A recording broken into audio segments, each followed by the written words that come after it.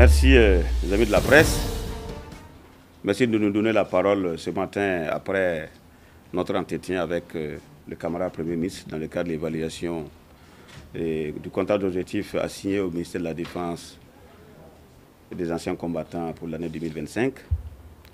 Mais avant de poursuivre, permettez-moi de m'incliner devant nos forces combattantes qui sont sur le terrain depuis, qui se battent jour et nuit pour que nous puissions poursuivre nos activités de reconquête du territoire, de sécurisation, de stabilisation, afin que notre pays bien-aimé puisse amorcer son développement économique et social, et dans le cadre du bonheur de nos populations.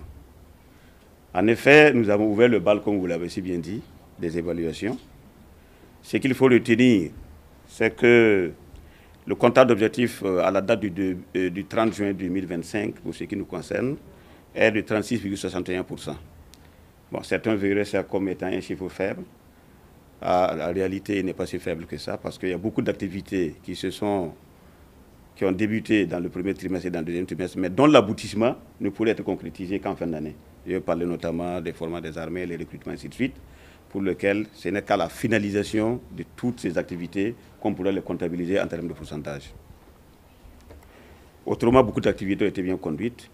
Et ce qu'il faut noter de positif, c'est la reconquête du territoire qui nous amène à un taux de 72,70% actuellement, contre un taux de 70,89% la dernière fois en décembre 2024. Ça veut dire que nous avons fait un bond progressif, et cela s'est traduit par la reconquête de la vallée du Soulou, notamment la localité de Di, la stabilisation des Diapara et aussi de Djibo. Nos localités sont également régulièrement ravitaillées, vous avez pu le constater pour l'Est et également pour Djibo avant la saison des pluies. Nous avons permis également le redémarrage des activités économiques, par exemple de la mine de Bungu, et le retour progressif de l'administration. Et avant de finir, Son Excellence le Premier ministre a bien voulu nous donner d'autres instructions et d'autres recommandations à prendre en compte dans le cadre de l'exécution de nos activités de 2025. Absolument, absolument, comme vous l'avez pu le constater depuis un certain moment, la montée en puissance des forces armées nationales s'est traduite d'abord en termes de ressources humaines et de recrutements qui sont en cours. Vous avez bien constaté les communiqués qui ont été diffusés et le processus en cours pour augmenter davantage, en tout cas en matière de ressources humaines, les effectifs des forces armées nationales. Cela se traduit aussi sur le terrain par l'acquisition d'équipements. Parce que pour qu'une armée soit performante, il faut d'abord l'être humain qui est au cœur de l'action. Mais en plus de cela, il faut lui donner quand même les moyens pour faire la guerre. Et cela se traduit sur le terrain, cela se fait. Même si tout n'est pas médiatisé, il y a des choses quand même qui se font, que nous souhaiterons garder, en tout cas, avec un certain niveau de confidentialité. Ce n'est pas tout qu'on peut venir vous dire également.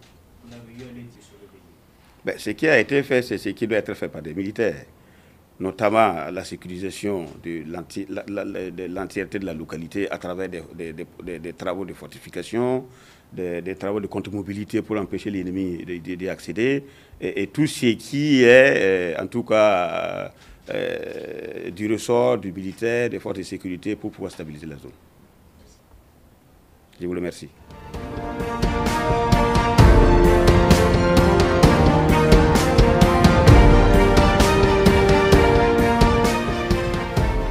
Merci.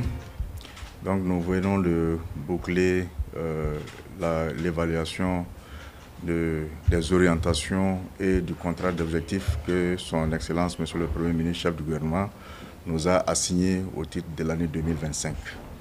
Il est ressorti au titre de l'évaluation du contrat d'objectif au 30 juin 2025 que nous sommes à un taux d'exécution de 51,83%. Et il faut signaler que nous avons 35 produits qui sont attendus. Et sur les 35 produits, 10 sont entièrement exécutés. Et il est ressorti que 6 sont à un niveau d'exécution jugé satisfaisant, 7 sont à un niveau d'exécution jugé moyen, 1 est à un niveau d'exécution jugé faible et 11 sont à un niveau d'exécution critique. Il faut signaler que les 11 qui sont à un niveau d'exécution critique sont des activités qui sont des produits qui sont programmés pour le second semestre. Donc majoritairement, il faut signaler que les gros projets qui ont été réalisés, c'est l'exécution entière de l'ensemble des concours professionnels, 170 concours professionnels qui ont été déroulés, et tous les résultats sont proclamés. Et parmi ces concours, au moins la moitié a été déroulée par une procédure en ligne. Alors il faut signaler aussi qu'il était prévu la déconcentration de la Caisse autonome de retraite des fonctionnaires Carrefour sur 4 régions. Et à ce jour, nous avons pu déconcentrer la Caisse autonome de retraite des fonctionnaires à Banfora, à Kaya, à Zignaré et à Manga. Il faut aussi signaler que nous avons un objectif portant sur la relecture du RIM. C'est le répertoire interministériel des métiers de l'État. Et à ce titre, le répertoire a été relu pour permettre de prendre en compte l'ensemble des politiques publiques qui sont en cours et majoritairement relatives donc à la réforme pour ce qui concerne la formation professionnelle et la prise en charge psychologique des victimes de l'insécurité. Alors, un dernier produit qui a été aussi largement atteint est celui des prêts qui sont consentis aux travailleurs déflattés et les retraités, où on a pu prêter au moins à 52 travailleurs retraités et déflattés. Alors je profite de cette occasion pour traduire toute ma gratitude à son Excellence, Monsieur le Premier ministre, chef du gouvernement, pour sa clairvoyance dans les orientations qui sont régulièrement données, et dire aussi merci à mes collaborateurs pour leur engagement et les inviter à rester engagés. Je vous remercie. Pour ce qui concerne les avancements des classes dont vous avez parlé, c'est un résultat qui a été atteint hors de la période sous revue, de telle sorte que nous ne les avons pas comptabilisés dans la production actuelle.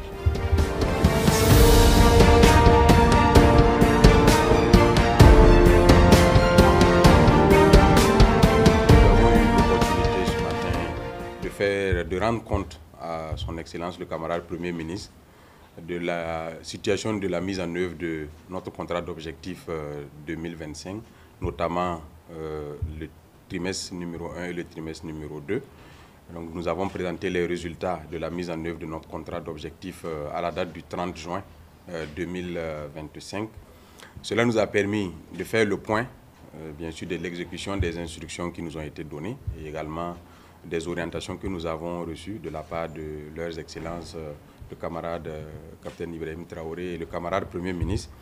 Il faut dire que globalement, nous avons un taux de mise en œuvre des objectifs qui est satisfaisant. Nous sommes à un taux de 56,63%. Au regard du fait que la planification annuelle des activités au sein du département de l'agriculture et des ressources animales est faite en fonction de l'évolution des différentes saisons, notamment la préparation de la saison agricole humide et la préparation de la saison agricole de saison sèche. Et cela induit bien sûr une planification des activités dans chacun des trimestres de l'année. Il y a des activités qui sont donc planifiées pour le trimestre numéro 1 et le trimestre numéro 2. Il y a d'autres plutôt pour le trimestre numéro 3 et le trimestre numéro 4. Nous avions 9 objectifs qui nous étaient assignés et la mise en œuvre globale de ces 9 objectifs connaît un niveau satisfaisant. Il y en a qui sont déjà totalement mis en œuvre. Il y en a qui également sont dans des phases de préparation au regard de leur planification pour les trimestres suivants. Et il y en a qui sont également dans des activités de planification, notamment la question de la relance de la production du blé qui est prévue pour le trimestre numéro 4. Pardon. Il faut dire que nous avons également eu l'opportunité de présenter à son Excellence le camarade Premier ministre la situation de la mise en œuvre d'autres orientations qui nous étaient également assignées en termes d'opérationnalisation des différentes sociétés d'État et des établissements publics de l'État au niveau de notre département, la mise en œuvre également de certaines orientations en lien avec la gouvernance, la qualité de la gouvernance dans les différents départements. Et son Excellence, le Premier ministre, nous a en tout cas encouragé à poursuivre dans la même dynamique. Nous a également encouragé à poursuivre les réformes qui sont également engagées au sein du département et nous a engagé à atteindre les résultats qui nous ont été fixés au terme de l'année 2025. Les prévisions qui sont au niveau du département, en tout cas, présagent d'un état de mise en œuvre du contrat d'objectif à la fin de l'année qui sera dans les conditions que nous souhaitons. Globalement, nous avons également profité pour faire le point de l'évolution de la campagne agricole humide à son Excellence le camarade Premier ministre, qui de manière générale se déroule comme il était prévu, j'ai envie de dire, parce que les prévisions météo prédisaient déjà des démarrages assez tardifs sur certaines parties de notre territoire, mais également des retards en matière de pluviométrie sur d'autres parties, mais par contre des situations assez normales sur certaines parties de notre territoire. Et la situation hebdomadaire que nous recevons de la part de nos directions régionales nous font remonter effectivement bien sûr des retards de démarrage de la campagne dans certaines régions, des poches de sécheresse aussi dans certaines localités. Mais globalement, nous tenons à rassurer que et pour le moment, aucun objectif n'est menacé et les conditions et les dispositions sont prises pour que les cas où il y a des poches de sécheresse assez durables, que des ressemis puissent être exécutés sur ces périmètres et que des repiquages puissent être exécutés sur les périmètres en ce qui concerne la production risicole. Donc pour le moment, il n'y a pas à s'alarmer et je voudrais rassurer l'ensemble des producteurs que ces prévisions météo étaient déjà prises en compte au niveau du département et que le département mettra tout en œuvre dans les cas où il y aurait besoin de ressemis pour mettre à la disposition des producteurs les semences nécessaires, également la fertilisation nécessaire pour leur permettre de ne pas perdre les superficies mises en exploitation. Voici globalement un peu le résumé de ce que nous avons pu faire comme point ce matin à son Excellence le Premier ministre pour ce qui concerne la mise en œuvre de notre contrat d'objectif 2025, notamment le trimestre numéro 1 et le trimestre numéro 2. Oui, nous avons pu rendre compte de la mise en œuvre de cet objectif, effectivement qui est essentiel pour nous au regard de la pression foncière qui réduit de plus en plus les pâturages et au regard également des risques liés à la transhumance et bien sûr des risques de sécurité, des risques également liés à des pertes de troupeaux dû au fait que certains de nos éleveurs ont eu des difficultés dans certains des pays voisins. Des actions concrètes ont été mises en œuvre concernant cet objectif dans les zones pastorales de Doubégué-Thierbo, mais également dans les zones pastorales de Sondré-Est, où nous avons des superficies de production de fourragères qui ont été aménagées de manière exceptionnelle. Nous sommes autour de 300 hectares pour la production fourragère de campagne humide. Mais nous avons également mis en œuvre une orientation en lien avec l'installation de périmètres fourragers dans certaines localités de notre pays qui consiste à aménager une superficie avec un forage et clôturer avec une clôture grillagée pour permettre à ce que de manière continue il y ait de la production fourragère et qu'ensuite les éleveurs à travers les broyeurs polyvalents et les différents équipements qui ont été mis à leur disposition puissent assurer la transformation de ce fourrage-là et assurer sa conservation pour les périodes de campagne sèche à venir. Nous avons également pu faire le point du niveau de mise en œuvre de la distribution des noyaux reproducteurs en ce qui concerne non seulement la volaille mais également les petits ruminants où nous sommes à un niveau assez satisfaisant. Et le processus se poursuit parce que c'est un processus qui est assez dynamique et qui prend du temps pour constituer non seulement les noyaux et s'assurer de la performance de ces noyaux qui sont constitués, mais également de leur santé avant de les mettre à la disposition des producteurs. Également au niveau de la production du poisson en cage flottante, nous avons rassuré son Excellence le Premier ministre par rapport à l'atteinte de l'objectif. Plus de 938 cages flottantes de grande capacité ont été déjà mises en eau sur les différents plans d'eau de notre pays. Et l'objectif de produire 80% du poisson, de satisfaire 80% de la consommation locale en matière de poisson est sur la voie d'être.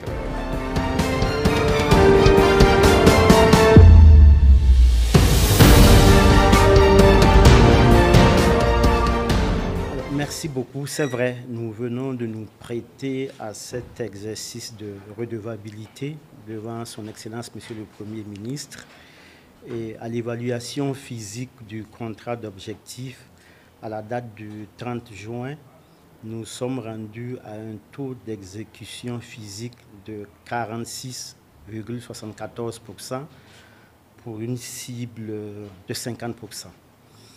Évidemment, son Excellence, Monsieur le Premier ministre, nous a encouragés et a beaucoup insisté pour que nous puissions redoubler d'efforts afin que les attentes légitimes et nombreuses des Burkinabés en matière de santé puissent être comblées.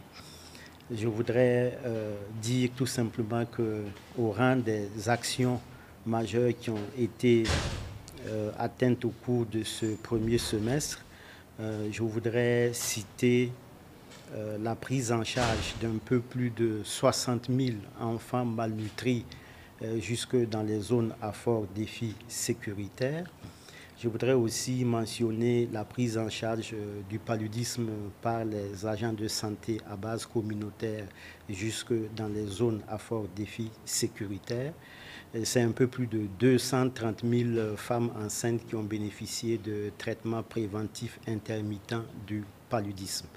En rapport aussi avec les réformes en matière de santé, je voudrais mentionner l'opérationnalisation du service d'aide médicale urgente qui est maintenant effectif au niveau de Ouagadougou, et nous sommes en train de travailler pour que Bobo Dioulasso, le SAMU, puisse être aussi lancé.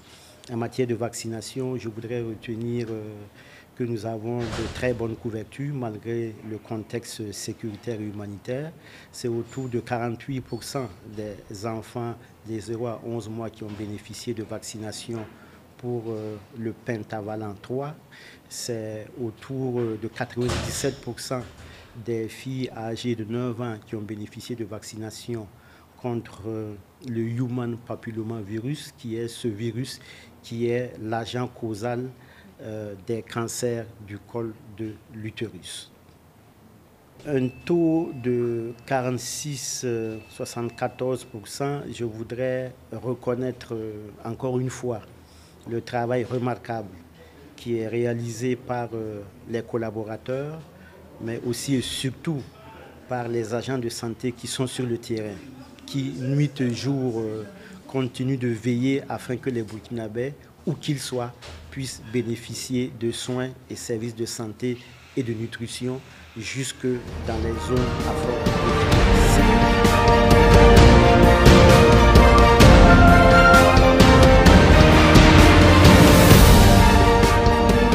L'exercice de ce matin s'inscrit dans le cadre de la redevabilité institutionnelle et de la transparence dans la gestion de la chose publique, instruit par nos plus hautes autorités, et qui nous a permis ce matin de faire le point de la mise en œuvre à mi-parcours de notre contrat d'objectif au camarade Premier ministre.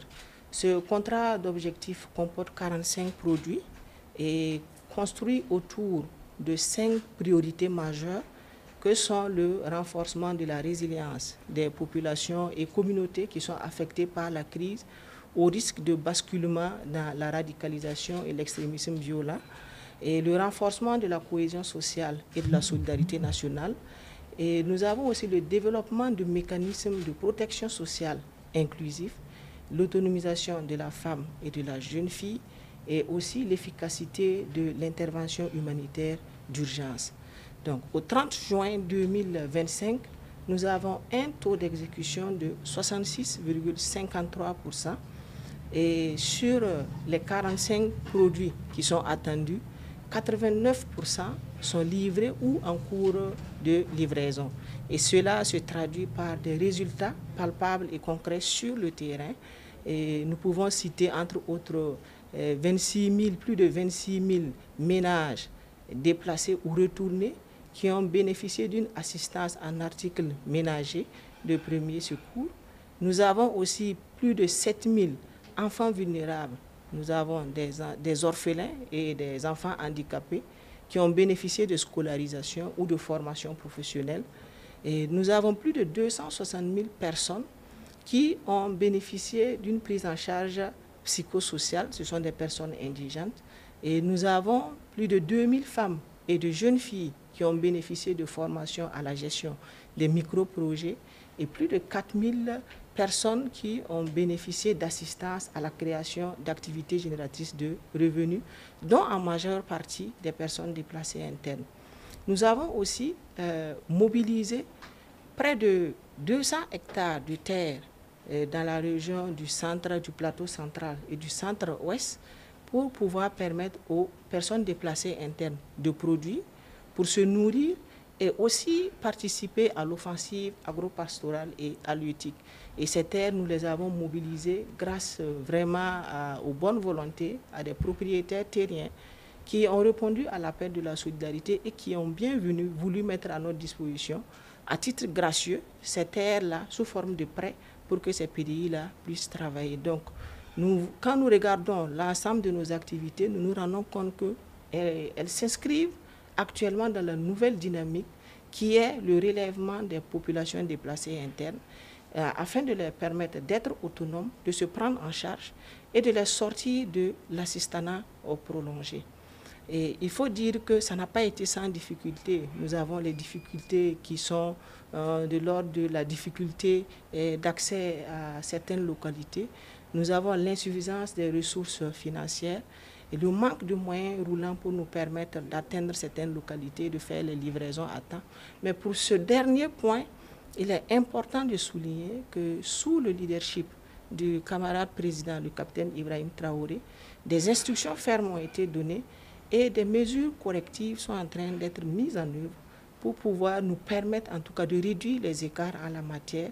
Et je puis vous assurer qu'une véritable révolution est en cours en matière de renforcement de la logistique du Conseil national de secours d'urgence et de réhabilitation en termes de moyens roulants ou en termes de construction d'infrastructures de stockage sur l'étendue du territoire pour prépositionner les vivres et réduire au maximum les délais d'intervention en fait, sur le terrain en cas d'urgence. Donc nous sortons de cette évaluation fort des orientations du camarade Premier ministre qui en tout cas nous a invités à garder la dynamique et à continuer dans ce sens. Et ces orientations vont nous permettre soit de corriger le tir là où il le faut, ou de donner un coup d'accélérateur à nos activités pour pouvoir atteindre nos objectifs d'ici la fin de l'année. Donc, je voudrais saluer ici l'engagement des hommes et des femmes du ministère de l'Action humanitaire et de la Solidarité nationale, des partenaires et aussi tous les acteurs du monde humanitaire sans qui, en fait, ces résultats fort appréciables n'auraient pas été possibles ce matin.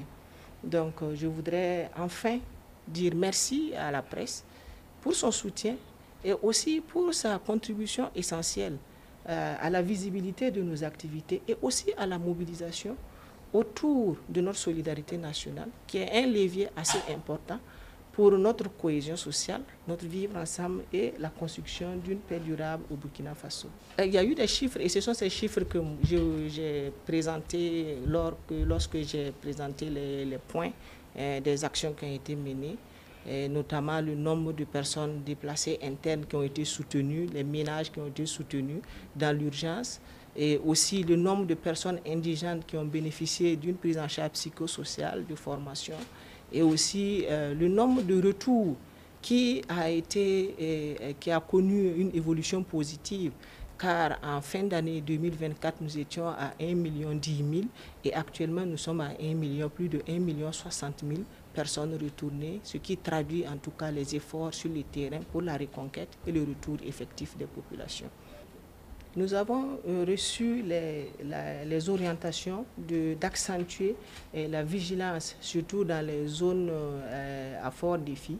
En fait, pour pouvoir faire face actuellement aux catastrophes, nous enregistrons déjà des inondations par-ci, par-là, et nous avons pris les mesures nécessaires pour pouvoir secourir les populations qui sont dans les situations, qui sont victimes de ces catastrophes-là, soit par la mise en œuvre d'abris, la dotation de kits alimentaires d'urgence et d'articles ménagers de premier secours.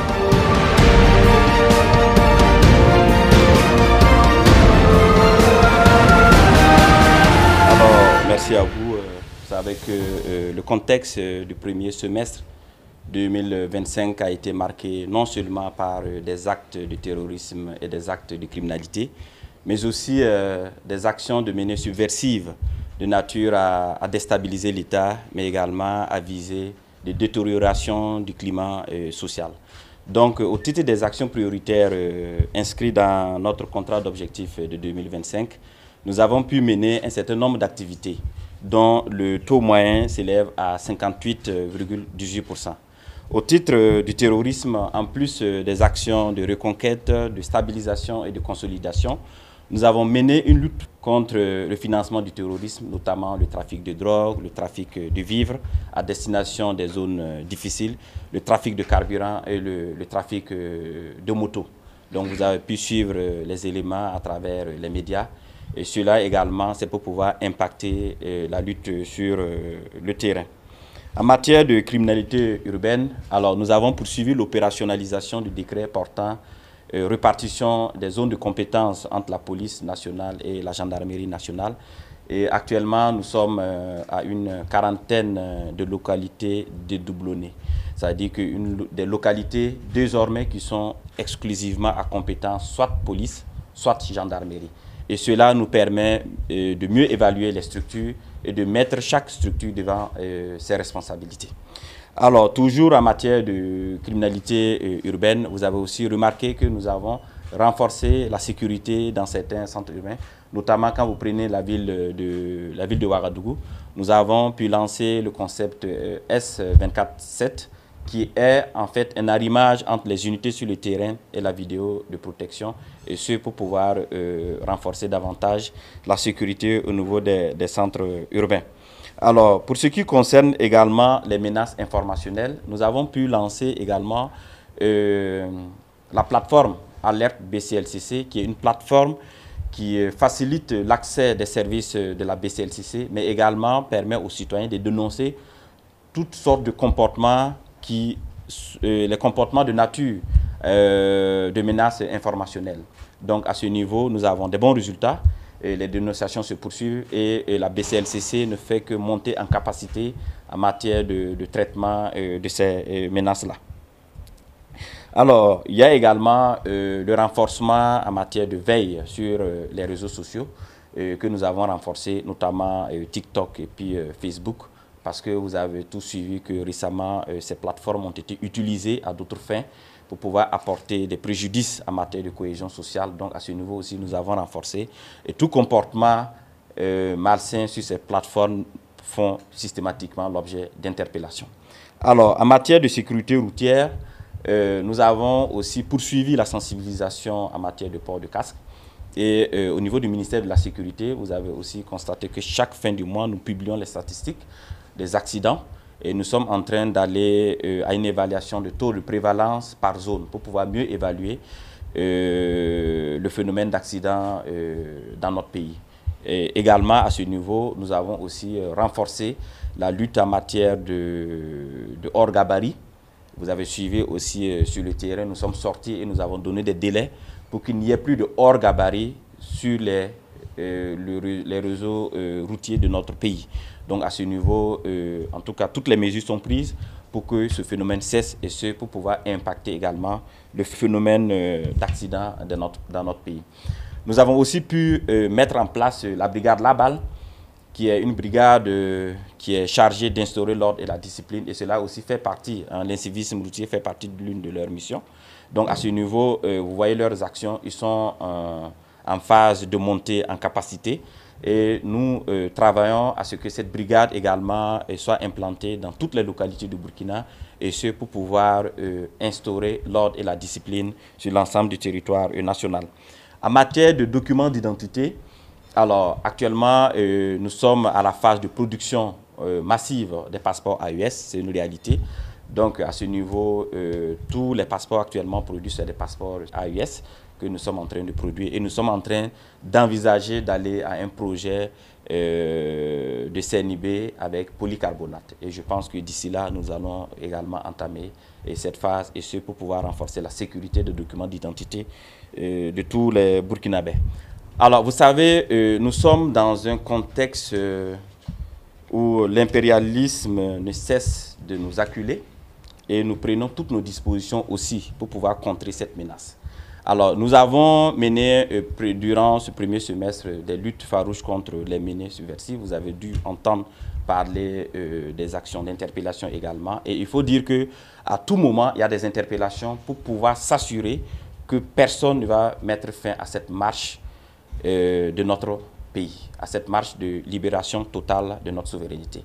Donc à ce niveau, nous avons renforcé les entrées au niveau de notre territoire, notamment en matière d'octroi de visa. Nous sommes très regardants. Nous avons pu développer cette plateforme e-visa où, à partir du Burkina, nous pouvons contrôler l'identité de tous ceux qui entrent sur notre territoire. Ça, c'est déjà un premier pas. Parce qu'avant, les étrangers venaient à la frontière et c'est à partir de la frontière qu'on va chercher à comprendre qui il est. Mais maintenant, nous avons tout le temps pour regarder, pour faire des recherches, pour savoir qui et qui viennent au Burkina Faso et dans quel cadre.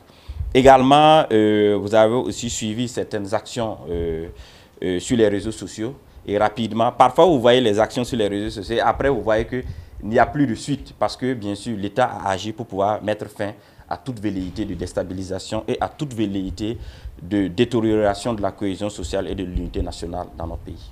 Alors nous avons reçu instruction de sensibiliser toujours, de sensibiliser les gens pour que les gens comprennent que le port de casque, c'est déjà pour eux-mêmes, c'est pour leur bien. Et c'est pour cela, vous avez vu qu'à un certain moment, nous avons fait passer des images réelles, des accidents qui ont entraîné vraiment des dégâts humains et matériels. Donc nous avons reçu instruction de poursuivre la sensibilisation. Mais sachez que la sensibilisation, on ne peut pas être éternellement dans la sensibilisation. À un certain moment, on sera obligé, bien sûr, de passer à la répression. Mais pour l'instant, nous sommes à la sensibilisation et après cela, nous allons aussi agir. L'autre aspect aussi, c'est la vente des motos avec les casques. Vous avez aussi suivi que nous avons pris un communiqué conjoint pour pouvoir inviter tous les vendeurs de motos de vendre les motos avec des casques.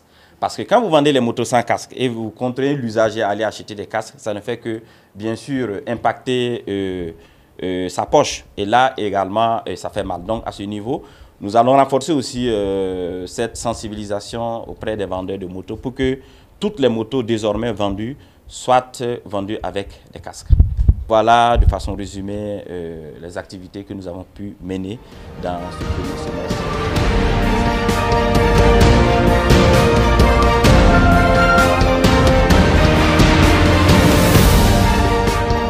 Indiquer que ce matin, avec son Excellence, Monsieur le Premier ministre, nous avons fait le point de la mise en œuvre de notre contrat d'objectifs sur l'année 2025. Il est important de noter que 19 résultats prioritaires sont attendus et consignés bien sûr dans notre contrat d'objectifs. Et 5 objectifs stratégiques nous sont également assignés. Pour l'ensemble des 5 objectifs, le taux de réalisation va de 41 à 91%. Durant cette période, nous avons réalisé un certain nombre d'activités majeures qui ont véritablement impacté la gouvernance dans son ensemble, mais aussi donné de la visibilité à notre pays, aussi bien au plan interne, mais aussi à l'international. Alors, ce que je peux également indiquer, c'est que de façon globale, le taux d'exécution de notre contrat d'objectifs sur l'ensemble de l'année est aujourd'hui estimé à 58,72%, soit plus de 100% sur la période, c'est-à-dire au 30 juin 2025.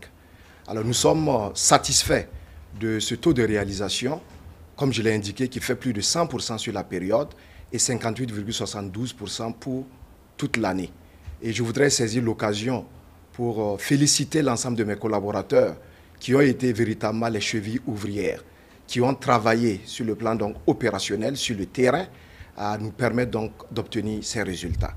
Alors au titre des grandes réalisations qui méritent d'être présentées ici, je voudrais dire que sur le volet communication et médias, nous avons travaillé à renforcer les acquis au niveau donc de la communication de guerre, qui ont consisté, ces acquis sont entre autres de présenter les résultats de nos forces de défense et de sécurité sur le terrain, renforcer auprès des populations le sentiment patriotique et les amener chacun à apporter sa contribution.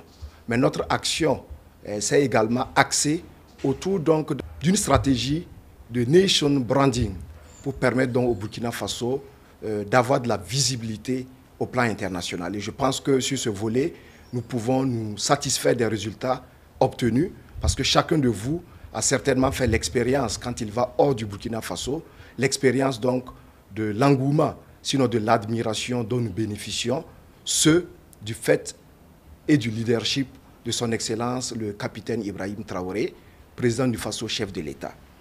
Nous avons également travaillé avec les médias publics à produire un certain nombre d'émissions, d'articles de presse qui ont fortement contribué à l'atteinte de cet objectif. Je suis heureux d'annoncer que dans la dynamique de renforcer nos productions locales sur le plan donc cinématographique, mais aussi sur le plan médiatique, nous avons relancé la production de la série Affaires publiques. À ce jour, nous avons 6 épisodes déjà bouclés, mais l'objectif c'est de produire 26 épisodes. Et pour le deuxième semestre, nous entendons bien sûr boucler le processus et nous donnerons rendez-vous aux téléspectateurs sur la RTB et ils pourront voir à nouveau la série Affaires publiques. Alors nous avons tenu également le concours Prix Gallia et au niveau donc du fonds d'appui à la presse privée, il y a 71 entreprises de presse qui ont bénéficié donc de l'accompagnement de l'État en termes de financement de leurs activités. Pour le volet lié à la culture et au tourisme, avec satisfaction, je voudrais annoncer que nous avons pu tenir la 3e édition du mois du patrimoine, qui a été un franc succès et qui a vu la participation de plusieurs milliers de Burkinabés qui sont allés à la découverte de nos sites patrimoniaux, de nos musées, etc. Nous avons également organisé avec brio la 29e édition du FESPACO, qui s'est couronnée bien sûr par le sacre de Dani Kouyaté, réalisateur du film Katanga, la danse des scorpions. Alors pour le volet tourisme également, nous avons mené des activités impactantes qui vont du contrôle, du respect donc de la réglementation, jusqu'à donc la prise de décision qui pourrait révolutionner le secteur. Et aujourd'hui, nous sommes fiers, après avoir lancé la grande saison du tourisme interne, de nous rendre compte qu'il y a un relatif engouement et une fréquentation beaucoup plus importante au niveau donc des établissements hôteliers. Mais nous avons également lancé l'opération donc de fermeture des villas meublées qui sont totalement en déphasage avec la dynamique, mais qui sont beaucoup plus en irrégularité. Et donc nous travaillons aujourd'hui à les identifier et à les fermer, ce qui permettra donc aux établissements régulièrement constitués de pouvoir fonctionner et d'avoir une certaine lisibilité, une certaine viabilité. Alors pour terminer en termes de perspective, je dirais que le second semestre va être beaucoup plus dense pour notre département parce que les attentes sont de plus en plus nombreuses et nous avons des initiatives que nous entendons développer et son Excellence nous a donné également des orientations qui vont nous permettre d'accélérer encore plus la cadence. Donc je voudrais inviter l'ensemble des collaborateurs à s'armer de courage, mais à avoir beaucoup plus d'ingéniosité parce que nous devons innover de façon permanente. Et nous avons de grands événementiels que nous allons organiser courant donc ce deuxième semestre. Je voudrais citer rapidement le CITO, donc le Salon international du tourisme et de l'hôtellerie de Ouagadougou. Il y a également le prix de l'entrepreneur touristique que nous allons également tenir. Il y a les Lompolo, il y a la foire internationale du livre de Ouagadougou. Voici autant d'événementiels que nous nous apprêtons à organiser courant ce deuxième semestre. Et pour terminer véritablement, je dirais que pour la Semaine nationale de la culture, dont la prochaine édition est prévue pour début 2026, nous entamons dès les semaines à venir les semaines régionales qui vont donc parcourir l'ensemble du territoire pour donc la sélection des différentes troupes qui participeront à la phase finale de la SNC. Alors donc je tiens véritablement à remercier l'ensemble de mes collaborateurs, à remercier l'ensemble des départements ministériels qui de façon collégiale nous ont accompagnés dans l'atteinte de ces résultats qui nous satisfont. Mais bien entendu, nous n'allons pas dormir sur nos lauriers, nous allons continuer à travailler de telle sorte donc qu'à l'évaluation prochaine, c'est-à-dire en fin décembre, nous puissions être à un taux beaucoup plus illustratif, un taux nettement plus satisfaisant. Alors, donc, sur la question des villas meublées, je pense que tous les Burkinabés ont fait le constat que dans les grandes villes et même les villes moyennes, des particuliers ont aménagé leurs maisons d'habitation qui servent désormais de villas d'accueil. Le contexte dans lequel nous sommes, notamment le contexte de l'insécurité, ne nous permet pas de tolérer de telles pratiques parce que nous ne savons pas qui ils hébergent dans ces villas. Deuxièmement, cette pratique vient perturber le secteur du tourisme, ce secteur qui est formel, formalisé, qui contribue à l'économie du Burkina Faso. Notre rôle en tant que département ministériel, c'est de travailler à assainir le cadre, à assainir l'environnement. Et donc nous avons entamé l'opération de fermeture stricte et simple de ces villas meublées qui ne respectent pas du tout la réglementation. Voilà, donc c'est à cela que cette décision-là répond. Et nous n'entendons pas bien sûr baisser les armes. Nous allons continuer et nous allons lancer l'appel à l'endroit des Burkinabés qui ont connaissance bien sûr de villas meublées existant ici et là. Bientôt, un numéro vert sera mis à leur disposition et nous attendons des dénonciations, ce qui nous permettra d'être beaucoup plus perspicaces sur le terrain. Merci.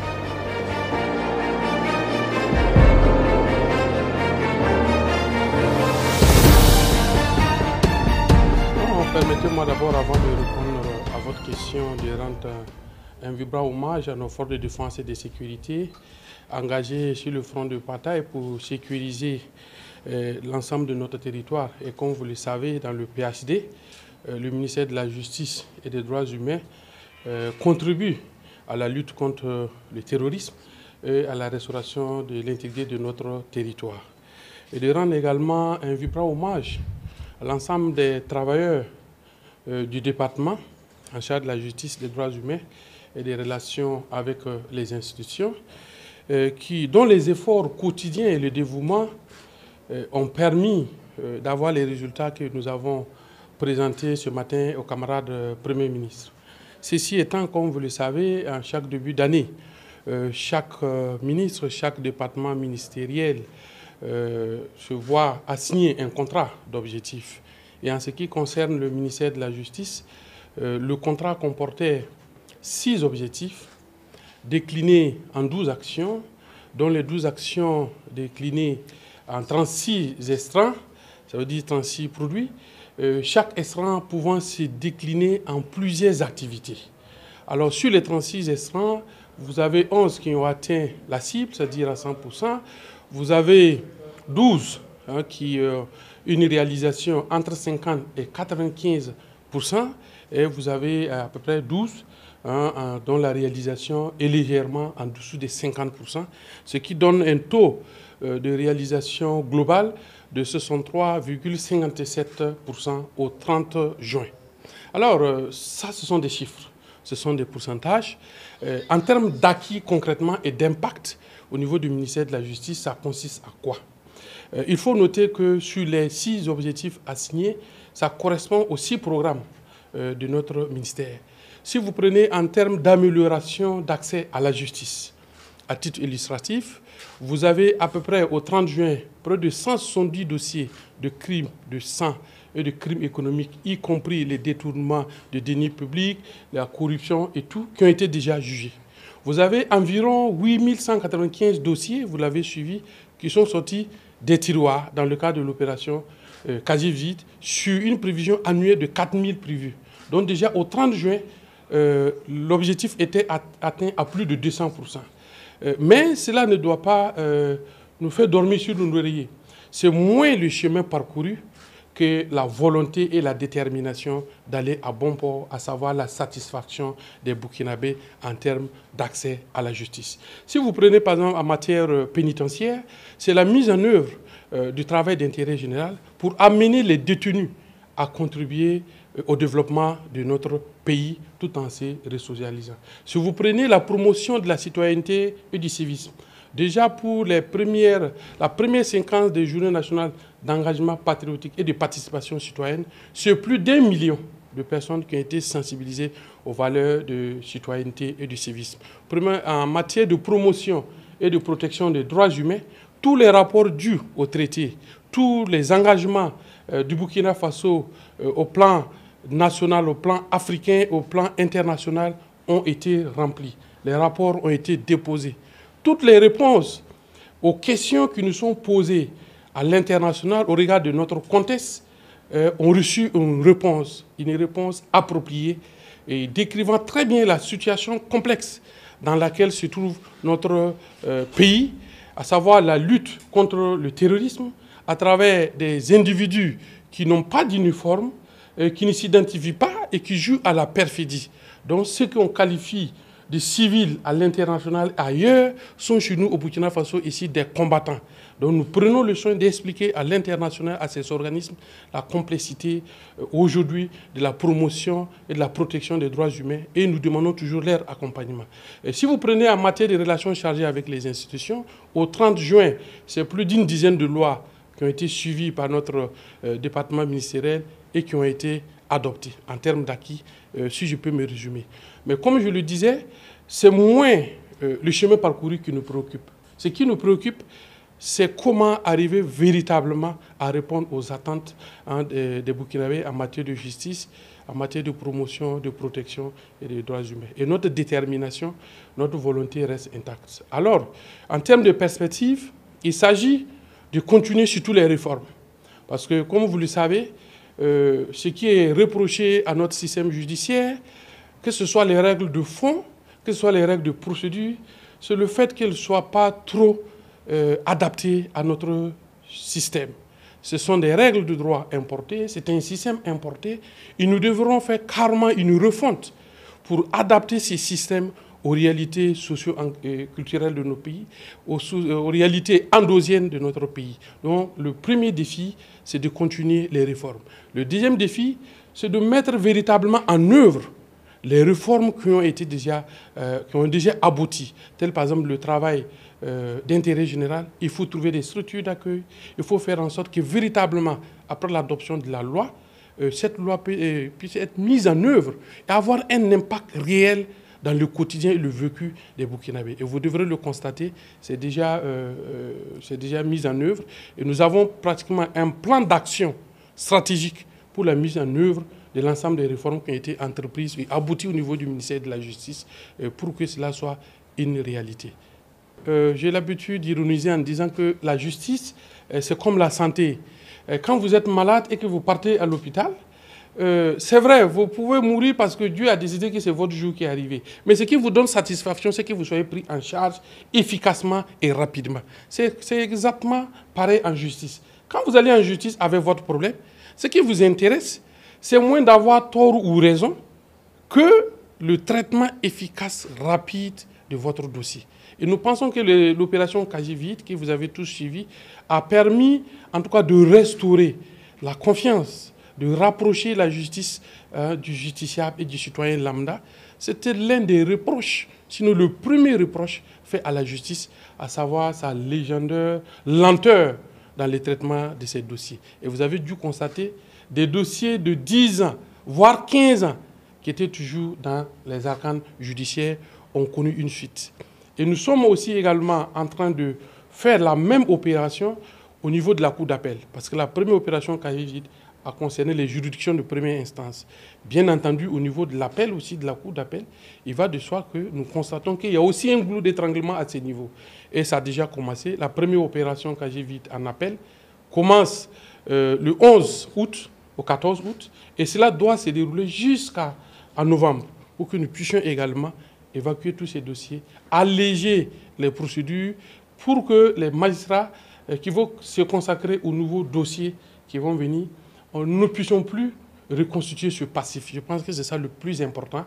Il s'agit de vider, mais de faire en sorte de ne plus le constituer. Et nous pensons que l'ensemble des réformes au niveau du ministère de la Justice qui ont été faites doivent permettre que ce passif ne se reconstitue plus. Parce qu'il y avait les obstacles juridiques, il y avait les obstacles matériels et il y avait les obstacles de personnel. Ces trois facteurs conjugués doivent permettre qu'au niveau de la justice du Burkina, on ne puisse plus avoir un tel passif. Merci.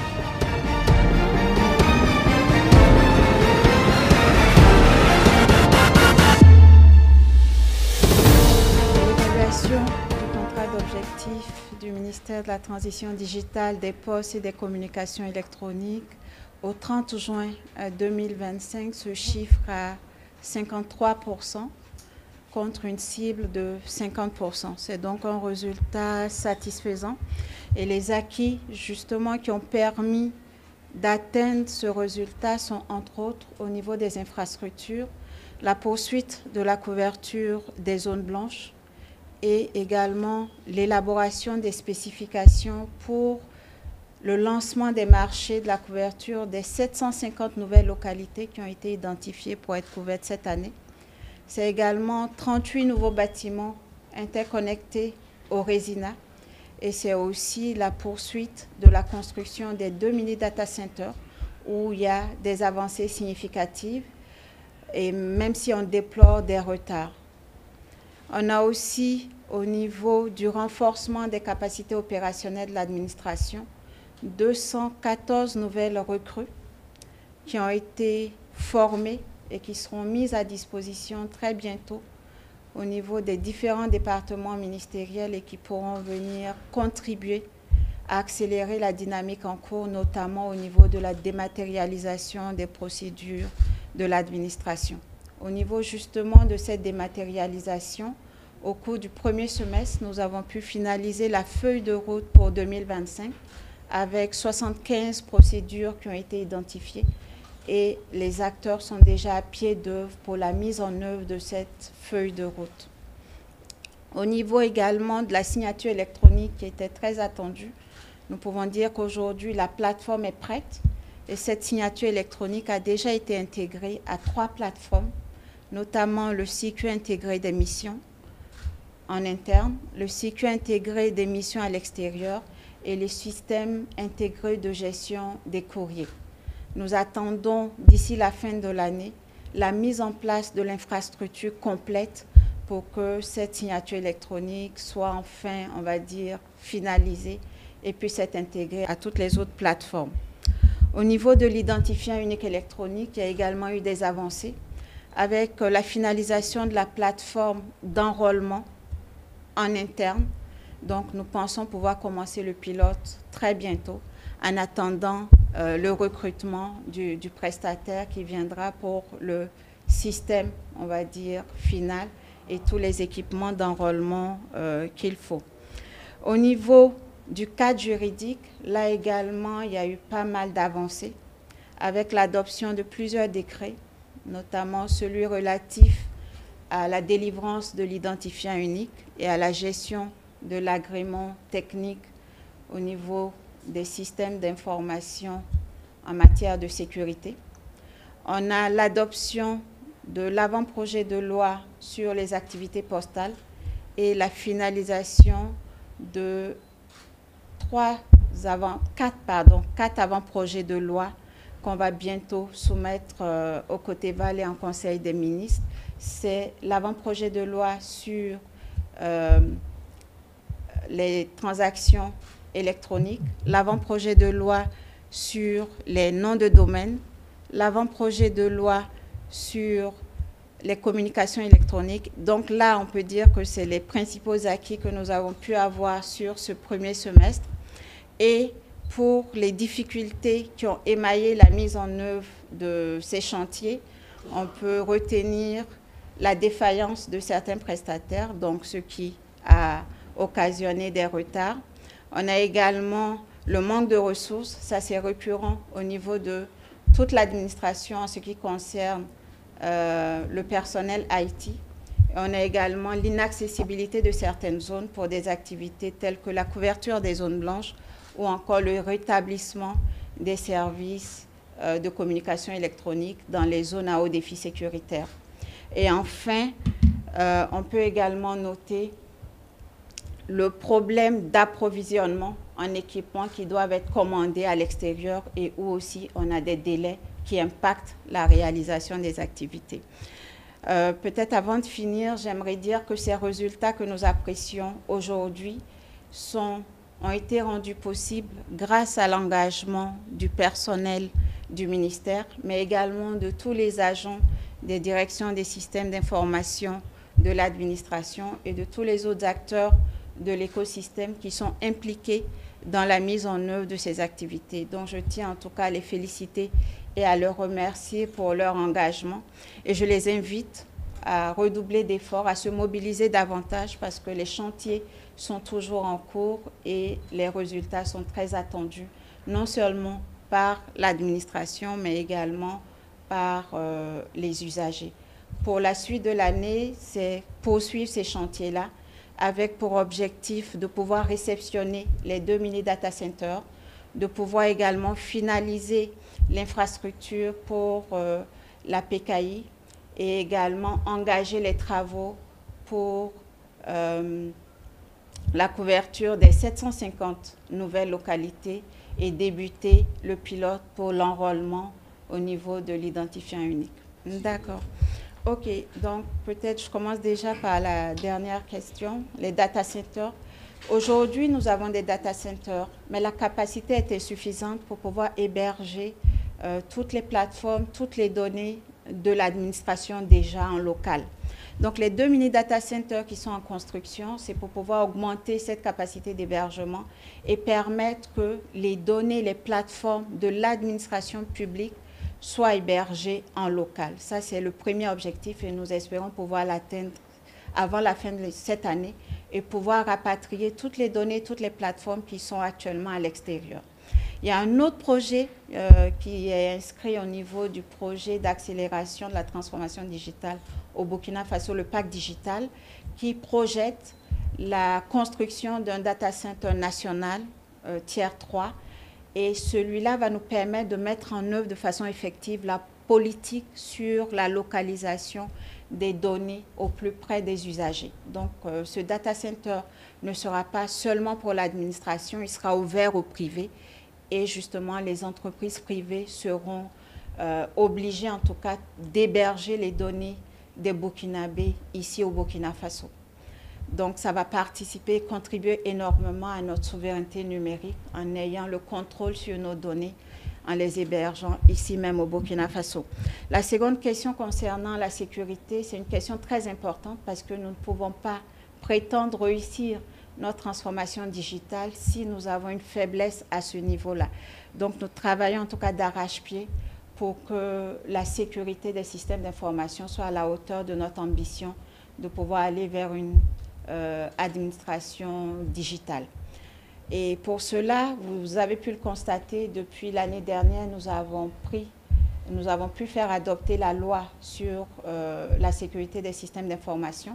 Nous travaillons à l'opérationnalisation de l'ANTI afin qu'elle soit, on va dire, plus forte et plus équipée, plus armée, non seulement au niveau personnel, mais au niveau des équipements aussi, pour pouvoir justement prendre en charge cette importante question.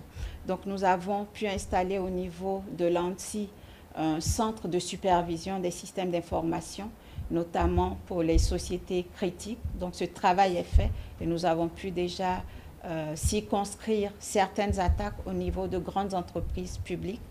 Nous avons renforcé les équipes opérationnelles également et nous avons aussi décidé d'accompagner justement cette montée en compétence, cette opérationnalisation de l'ANTI avec le recrutement d'une firme qui va nous permettre en tout cas de faire bouger les lignes et d'avoir une ANSI à la hauteur de notre ambition.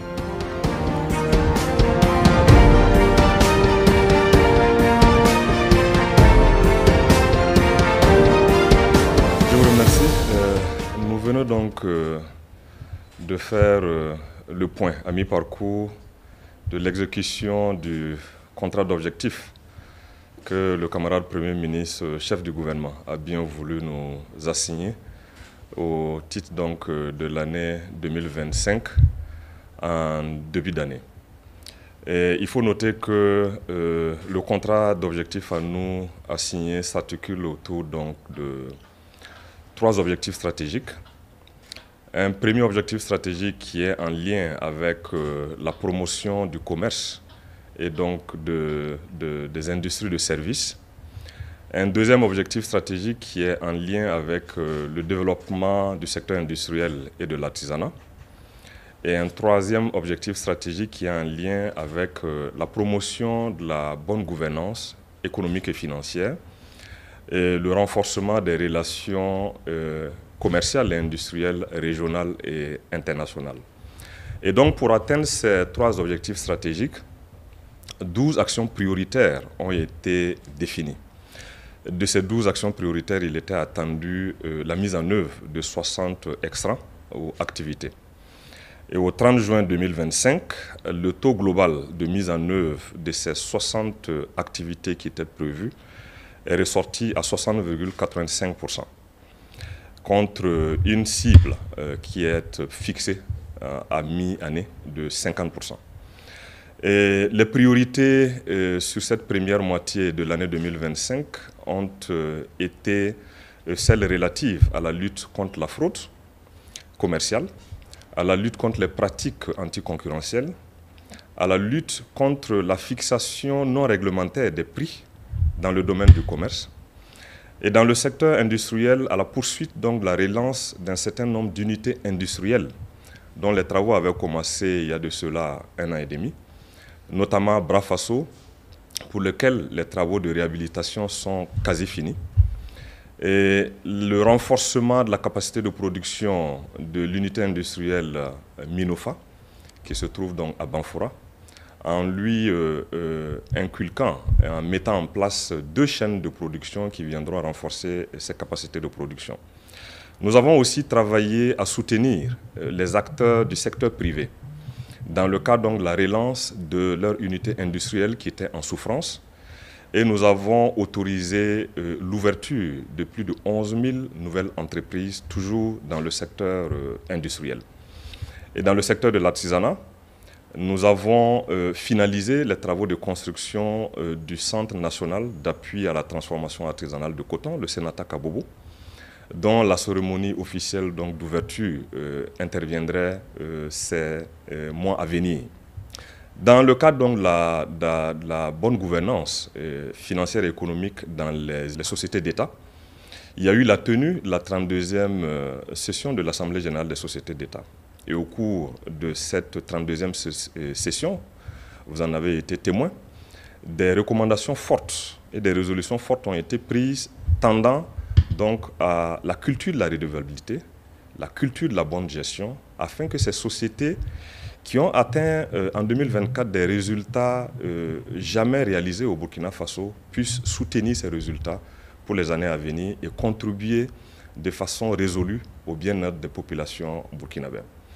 En priorité, ce que nous avons pour la seconde moitié de l'année, c'est de poursuivre ces actions, les renforcer, procéder à l'ouverture effective de certaines unités industrielles et travailler à lancer les travaux d'opérationnalisation de l'unité industrielle Faso Rail qui sont en cours, et aussi opérationnaliser l'unité commerciale Fasoya pour que cette structure puisse contribuer à approvisionner le peuple burkinabé en produits de grande consommation à des coûts accessibles.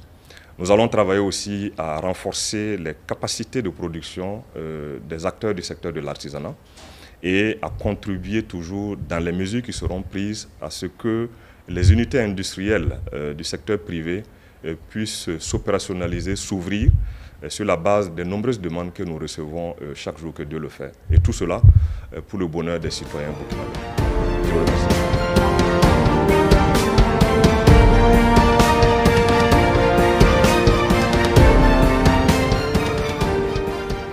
Merci, chers journalistes. Effectivement, à mi-parcours du contrat d'objectif que nous a signé le camarade Premier ministre,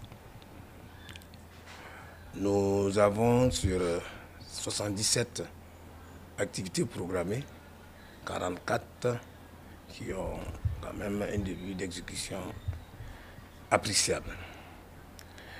Et ce qui nous amène à avoir un taux à la date du taux de 50,36% d'exécution à la date du 30 juin 2025. Vous aurez dû constater qu'effectivement, un certain nombre de chantiers sont achevés, notamment la voie d'accès maintenant à la stèle, à l'hommage du crash de 2014 de Air Algérie, qui est exécuté entièrement. Nous avons effectivement aussi, enfin, les postes de péage au niveau de la RN4 à Boutenga et le poste de péage au niveau de Tintilou sur la RN1. et celui de Bobo, qui est actuellement mis en service depuis le 4 août. Donc, le 2 août, excusez-moi. Donc, pour ça, c'est déjà un point. Et sur l'ensemble, près de 740 km de pistes rurales ont été réalisées. Et en matière d'entretien routier, parce que lorsque vous construisez, il faut entretenir. Et sur l'entretien routier, nous avons sur les 15 272 km, 4 345 km qui sont entretenus. Et sur les 61 000 km de pistes rurales, nous avons 833 km qui sont entretenus. Et nous avons environ autour de 35 km de voiries urbaines qui sont entretenues. En matière de réalisation des travaux neufs, nous avons pu réaliser à ce jour près de 87 km de routes en travaux neufs. Et la réhabilitation, en matière de réhabilitation et de renforcement des chaussées, nous avons environ 25 km. Tout compte fait, nous sommes un peu satisfaits de ce résultat. Sauf que au niveau des travaux d'entretien et de sauvegarde, comme on appelle souvent la partie sauvegarde du patrimoine, où il y a des petits problèmes de mobilisation de ressources. Tout compte fait, nous sommes présentement en saison des pluies. Et vous savez, comme on le dit souvent, l'eau, c'est l'ennemi de la route. Et aujourd'hui, nous sommes en alerte maximum au niveau des régions, de tous les services, pour essayer de prendre des dispositions pour éviter les ruptures de trafic au maximum. Donc, on est déjà en alerte. Alors, en perspective, et je voudrais dire ici que, comme je l'ai dit tantôt, nous sommes toujours à la recherche au niveau de la mobilisation des ressources pour pouvoir achever un certain nombre de chantiers, notamment au niveau du fonds spécial routier, où c'est ça même, c'est à cette partie justement que nous avons un pourcentage très bas. Parce que depuis janvier, certaines entreprises ne sont toujours pas payées et ça pose, effectivement, vous connaissez un peu la situation du pays que nous traversons. Et comme c'est des trucs budget national, on a énormément de problèmes et nous trouvons les solutions nous sommes en train de chercher des solutions avec le ministère des Finances pour en tout cas résoudre ce problème dans les jours à venir. Et pour vous dire que en matière de réseau routier ferroviaire et autoroutière, nous sommes, en tout cas, il y a pas mal de projets qui vont démarrer avec un certain nombre.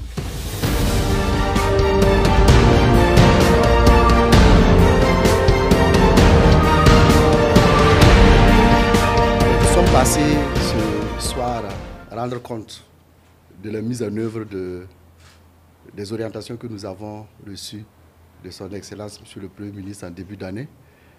Les orientations relatives au secteur de l'éducation, particulièrement au ministère en charge de l'enseignement de base. À l'issue donc de l'évaluation avec son Excellence, Monsieur le Premier ministre, nous avons été évalués à un taux de 62,15% d'exécution au premier semestre de l'année 2025 et un taux obtenu grâce donc à l'accompagnement et à l'effort donc de l'ensemble des acteurs donc du secteur de l'éducation, acteurs auxquels nous disons merci, nous félicitons pour tout ce qui a été fait pour nous permettre donc de réaliser ce taux. Et c'est un taux important qui a permis aussi, en termes donc de résultats scolaires, d'avoir un taux au CEP de 89,68% et un taux important pour notre secteur de l'éducation, mais aussi parmi ce taux, nous avons près de 40% des classes de CM2 qui ont réalisé un taux de 100% au CEP. Nous avons fait un peu le point de l'ensemble des réformes qui sont engagées au sein du département, et des réformes qui devaient être généralisées à l'ensemble donc des écoles Au titre de ces réformes, nous pouvons citer la reprise du mécanisme de l'instruction civique à l'ensemble des enfants, une réforme bâtie sur des valeurs endogènes, des valeurs personnalisées qui devraient être enseignées aux enfants.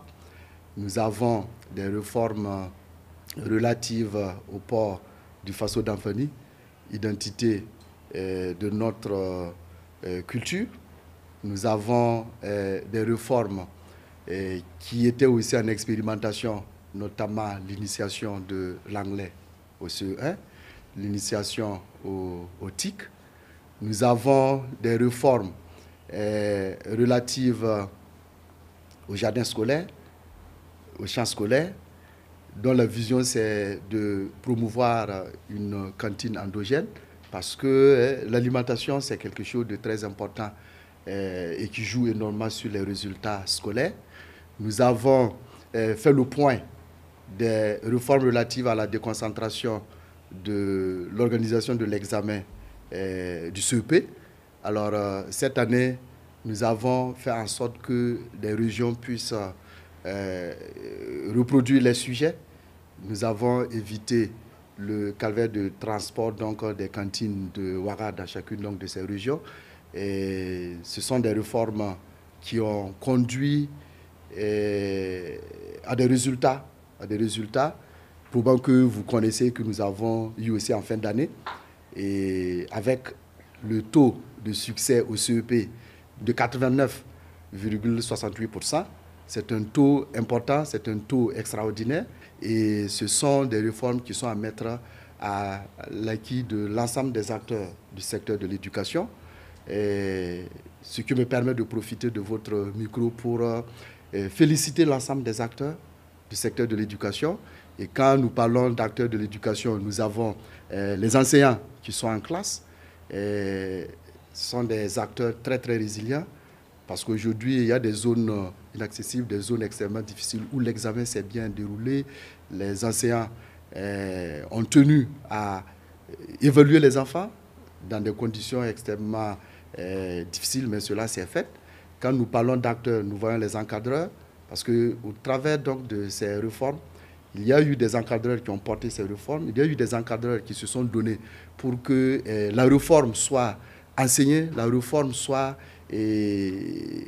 expliquée aux enseignants dans les classes. Quand nous parlons d'acteurs, nous voyons les parents d'élèves, beaucoup de parents d'élèves ont accompagné l'ensemble donc, de ces réformes. Et quand nous parlons d'acteurs aussi, nous avons les partenaires sociaux, les partenaires techniques, les partenaires financiers. C'est l'occasion pour moi de dire merci à l'ensemble de ces acteurs et félicitations pour le travail abattu. Alors, nous avons reçu aussi de son Excellence des instructions pour le reste de l'année, ce qui nous amène donc à nous réorganiser, à serrer les coudes pour la rentrée qui s'annonce très très bientôt. Il y a au cours donc de la rentrée à venir l'opérationnalisation du conseil d'école. Vous vous souviendrez que le conseil des ministres a adopté un décret qui met en place ce conseil d'école, remplaçant donc les APE, les COGES et l'ensemble donc des acteurs. Il s'agit de permettre à la communauté tout entière de prendre en charge la gestion de l'école et prendre en charge l'éducation de nos enfants.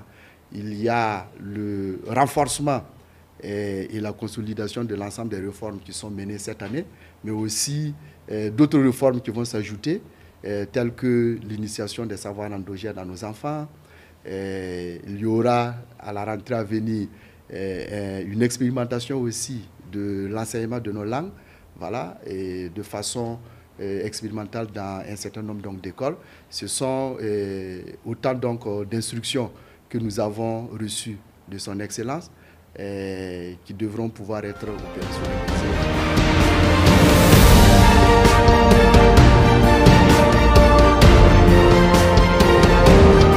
Nous avons été reçus ce matin pour l'évaluation de notre contrat d'objectif au titre de l'année 2025.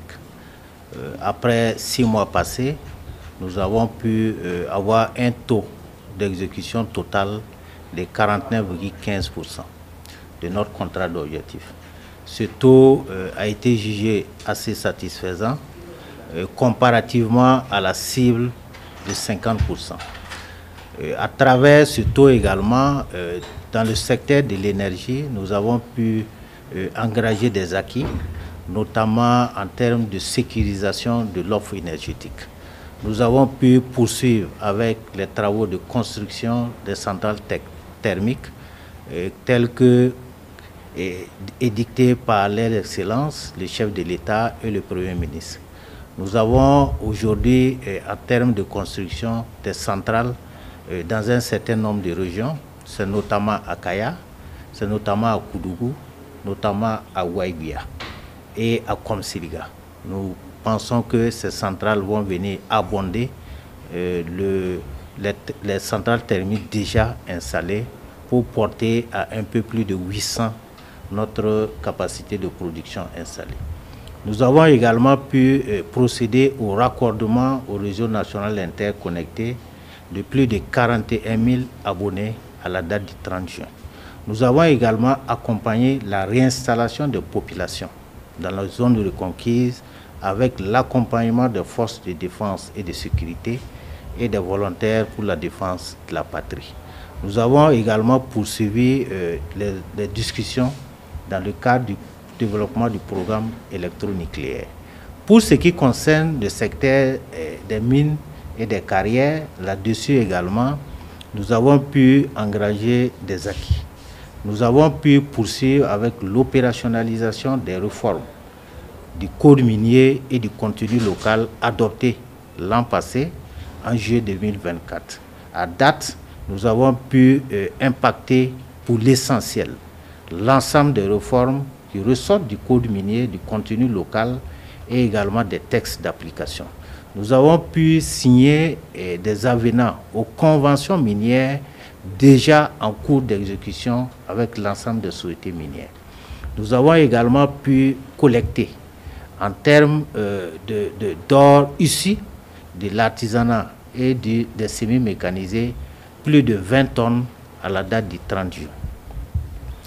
Nous allons également poursuivre avec les différentes réformes telles que édictées par les différentes orientations portées par son Excellence le Premier ministre. Nous avons eu d'autres orientations en termes de perspectives et le second semestre va permettre certainement d'impacter un peu plus positivement tant en termes de réformes, également en termes d'impact au niveau de la population.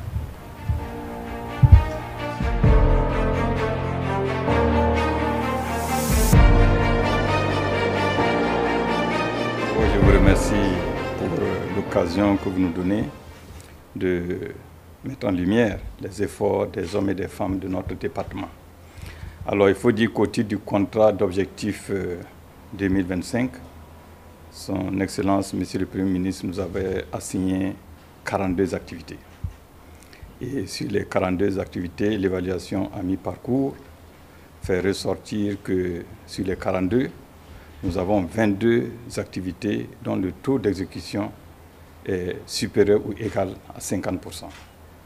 Et nous avons 20 activités au niveau desquelles le taux d'exécution est inférieur à 50%. Et globalement, le taux d'exécution du contrat d'objectif au trimestre 2 se situe à 55,35%. Alors, je pense qu'au-delà de ce chiffre, ce qui est important à relever, c'est véritablement au niveau de certains acquis majeurs. Parce que là, il faut le dire pour vraiment magnifier, je dirais, les efforts des uns et des autres. Et je crois que la première question naturelle, c'est la question des retards et des chevauchements des années académiques.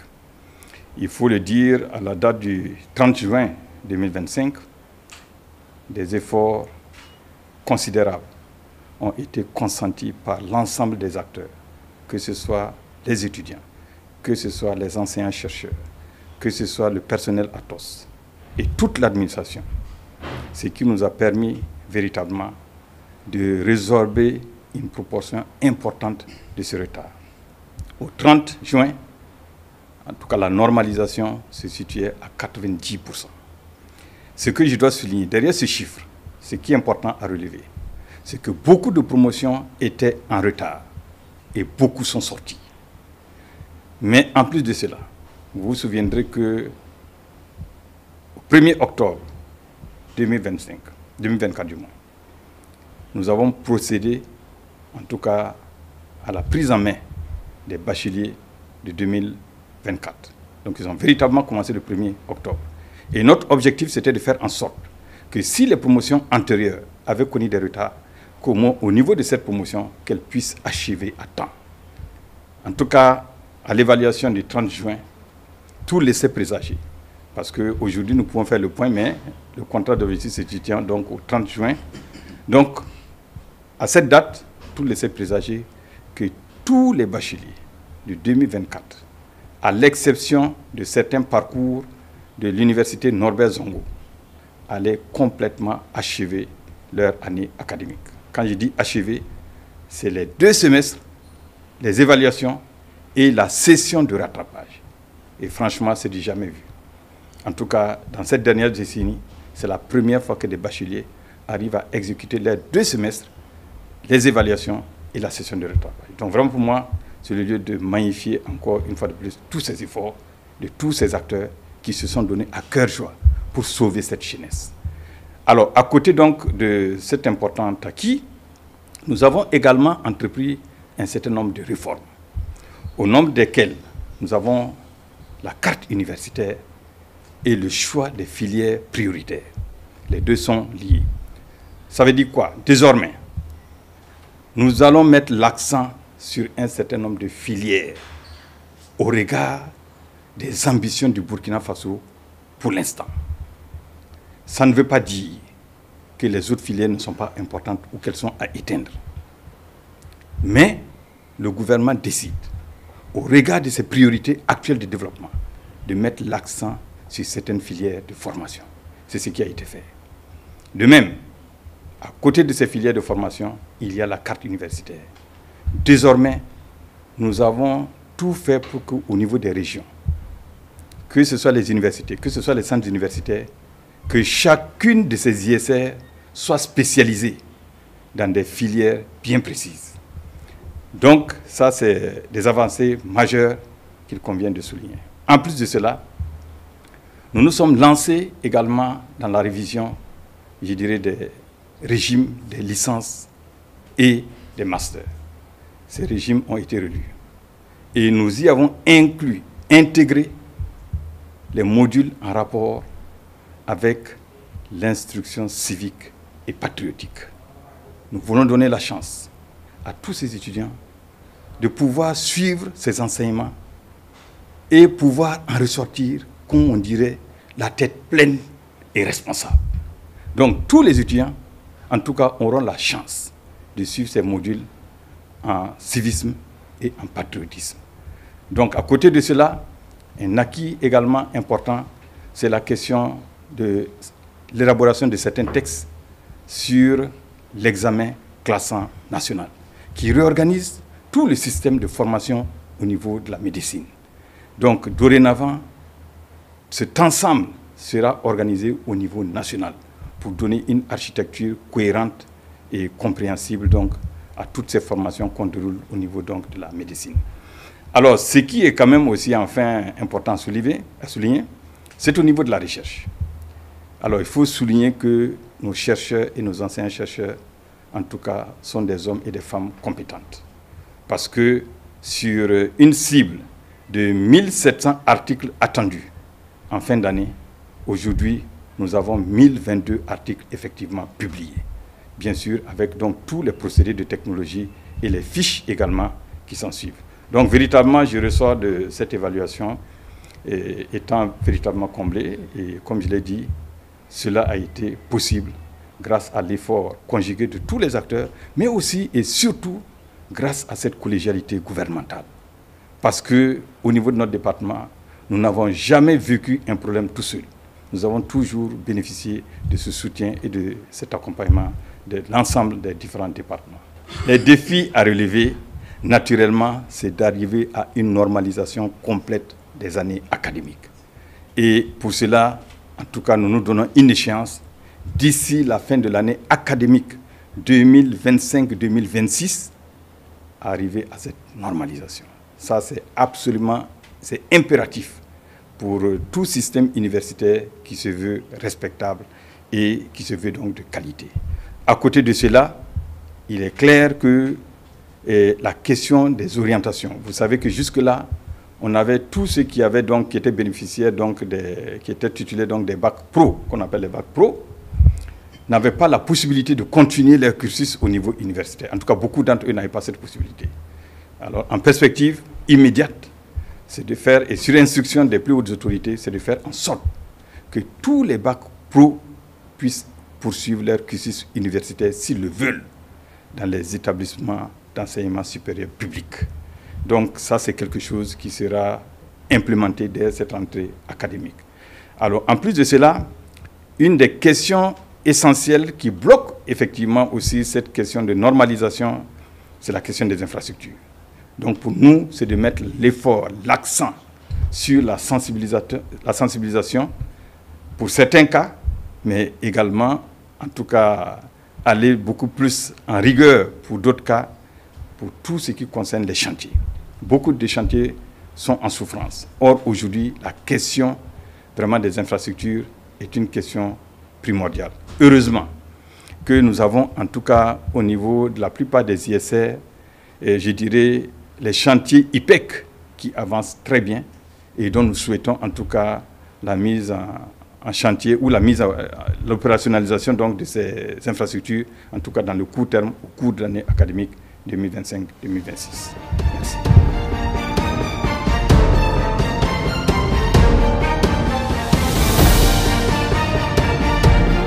Merci bien. Aujourd'hui, nous sommes passés devant son Excellence, Monsieur le Premier ministre, pour l'évaluation du contrat d'objectif du ministère de l'Économie et des Finances. Il faut dire que ce contrat d'objectif comporte 5 axes majeurs, dont le pilotage de l'économie, la mobilisation des ressources, la gestion des comptes, l'audit et la sauvegarde des intérêts de l'État. Et parmi donc, ces 5 axes, il y a des actions prioritaires au nombre de 28 et 66 excellents. Après évaluation, il ressort qu'il y a une bonne dynamique au niveau du ministère de l'Économie et des Finances, avec des résultats majeurs qui ont été engrangés. Parmi ces résultats majeurs, nous pouvons citer le lancement de plateformes importantes pour notre pays, notamment face au RZK, qui permet de faire des paiements donc, en ligne pour toutes les opérations concernant l'administration. Nous avons également lancé le logiciel SICAD, qui consacre la dématérialisation des opérations liées au foncier. Nous avons, en plus de cela, lancé un logiciel, une plateforme qui permet de faire en sorte que les soumissionnaires des marchés publics puissent disposer de toutes les informations liées aux pièces à fournir en un seul lieu, ce qu'on appelle le logiciel SECOP. À côté de cela, il faut dire qu'en termes de mobilisation des ressources, nous avons mobilisé au premier semestre plus de 1487 milliards, ce qui représente un taux de 99,7% des objectifs de la période. À côté de cela, on a également mobilisé 101 milliards au titre du Fonds de soutien patriotique. En plus, il y a eu des actions majeures qui ont été donc, menées, notamment la création d'une société de transit pour le Burkina Faso. Cette société de transit va donc prendre en charge le transit d'un certain nombre d'opérations jugées stratégiques pour l'État. Alors, toutes ces actions ont été menées en tenant compte, bien sûr, du fait que nous avons pour objectif de réaliser au moins un taux de croissance de 6%. Avec la bonne dynamique de reconquête du territoire, également les différentes réformes que nous avons menées, nous pensons qu'à la fin de l'année, nous pouvons atteindre ce taux de croissance de 6% avec une inflation maîtrisée autour de 3% et un recouvrement des recettes qui devrait atteindre un niveau record au regard de la dynamique qui a été donc enclenchée. Donc tous ces résultats, bien sûr, c'est à mettre à l'actif de tous les collaborateurs qui s'engagent véritablement pour que nous puissions atteindre les objectifs, même malgré les contextes difficiles. Donc c'est un engagement qu'il faut saluer. Bien sûr, avec la collaboration de tous mes collègues ministres, parce que quand on parle de l'économie, tous les ministres à leur niveau, leur action contribue également à faire en sorte que nous puissions atteindre donc de bons indicateurs économiques. Donc nous saluons cette bonne collaboration et bien sûr les orientations de son Excellence Monsieur le Premier ministre et de son Excellence Monsieur le Président du Faso. Pensons que pour le deuxième semestre, nous allons continuer toujours de redoubler d'efforts pour faire en sorte qu'en fin d'année, tous les objectifs puissent être atteints et que nous puissions transformer qualitativement notre économie. Nous sommes déjà sur une très bonne tendance et nous pensons que d'ici la fin de l'année, les résultats vont être encore meilleurs au profit de nos populations. Alors, à date, au 30 juin, nous sommes à un taux de réalisation de 54,10%.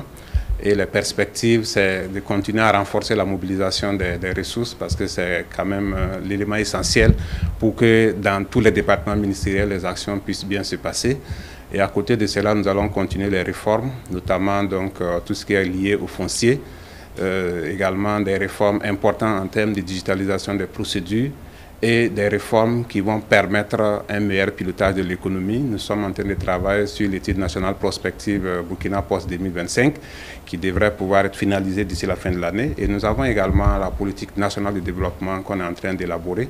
Donc tout ça va permettre un meilleur pilotage de l'économie. Et à côté, nous continuons à financer donc, les PME à travers les différents guichets que nous avons, que ce soit au niveau du Fonds burkinabé de développement économique et social ou au niveau de l'Agence nationale de la finance inclusive.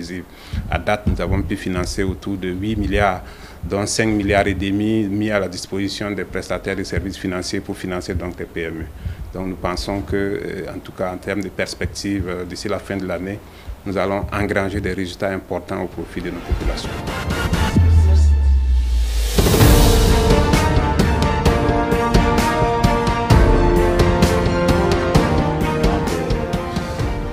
Subir l'exercice de l'évaluation à mi-parcours du contrat d'objectif devant son Excellence, Monsieur le Premier ministre. Alors, en termes de bilan à mi-parcours, ce que nous pouvons retenir, je vais le résumer en deux pans.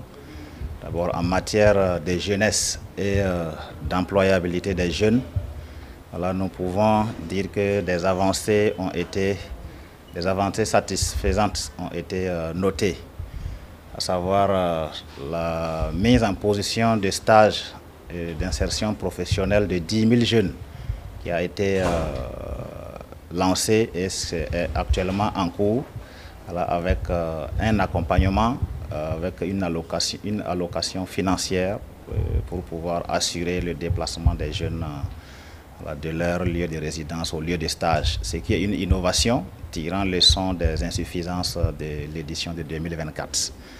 Alors, nous avons aussi plus de 41 000 jeunes qui ont été formés en entrepreneuriat et 1200 jeunes qui ont souscrit à l'opération permis de conduire qui est en cours actuellement. Alors aussi en matière de financement des projets de jeunes en matière d'entrepreneuriat, il faut dire qu'à la date du 30 juin 2025, plus de 1000 projets, environ exactement 1035 projets de jeunes ont été financés à hauteur de 1 560 millions. Alors, ce qu'il faut dire, c'est que à mi-parcours du bilan qu'on peut faire, c'est que environ 54% de ces financements sont orientés vers les secteurs productifs, à savoir l'agriculture, l'élevage, l'entrepreneuriat et la transformation. Alors, ce qui est aussi une avancée notable selon les orientations, conformes aux orientations que nous avons reçues, tirant leçon du bilan 2024 sur le financement des projets des jeunes. Alors donc 54% de ce financement déjà réalisé est orienté vers les secteurs porteurs et c'est une avancée appréciable. Alors donc ça c'est ce qui concerne le volet jeunesse et emploi. En matière de sport, alors, il faut dire que nous avons aujourd'hui en matière de sport pour tous, nous avons plus de 267 séances de sport pour tous qui ont été organisés et qui ont permis la mobilisation de plus de 2 millions de participants. Alors, en matière de sport, pour des sports de haut niveau, nous avons à ce jour nous avons à ce jour pu engranger 147 médailles, toutes catégories confondues, or, bronze et argent.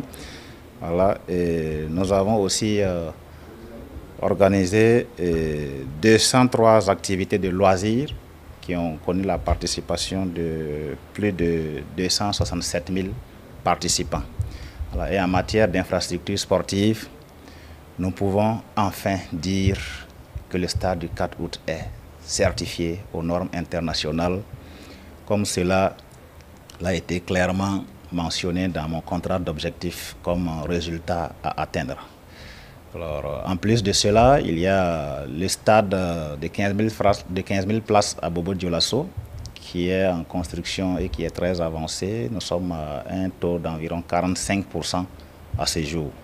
Donc, c'est un chantier qui avance très bien et son Excellence nous a instruit d'être toujours rigoureux dans le suivi pour que nous puissions arriver à bonne date avec toutes ces infrastructures qui sont lancées. Alors donc, ce qu'il faut ajouter aussi, c'est que son Excellence nous a instruit de créer les cadres favorables et attractifs pour les jeunes. Et à ce niveau, nous l'avons rassuré que des initiatives ont été entreprises dans le cadre du contrat d'objectif pour réhabiliter les centres d'écoute et de dialogue pour jeunes, au nombre de 14 au total. Voilà, une réhabilitation qui sera suivie d'équipements en matériel informatique et de digitalisation pour que ces centres-là puissent constituer des hubs régionaux et pouvoir rapprocher les infrastructures de la jeunesse, où la jeunesse pourra s'épanouir convenablement et conformément à la vision dans un contexte de révolution populaire progressiste. Alors donc, à ce jour, à mi-parcours, toutes ces réalisations sont évaluées à 50,05%. Voilà, et donc, son Excellence nous a encouragés à maintenir, sinon à accélérer encore le rythme pour qu'en fin d'année, nous puissions atteindre le niveau de réalisation le plus maximum possible. Alors donc, la difficulté majeure que nous avons évoquée, et qui est une conditionnalité pour la bonne mise en œuvre de ce contrat d'objectif, c'est essentiellement la mobilisation des ressources financières. Alors, son Excellence nous a rassurés de pouvoir nous accompagner dans ce sens, mais aussi envisager des méthodes, des solutions de financement innovantes pour ne pas tout reposer sur le budget de l'État. Alors, c'est ce que nous avons eu à faire pour les centres d'écoute et des jeunes, et c'est ce que nous allons continuer de faire pour que dans un contexte de rareté des ressources financières, que les ressources qui parviendront à être mobilisées puissent être investies avec efficacité pour le développement de notre jeunesse et pour le développement de notre sport. Donc voilà le bilan qu'on peut faire du contrat d'objectif à mi-parcours en ce qui concerne mon département.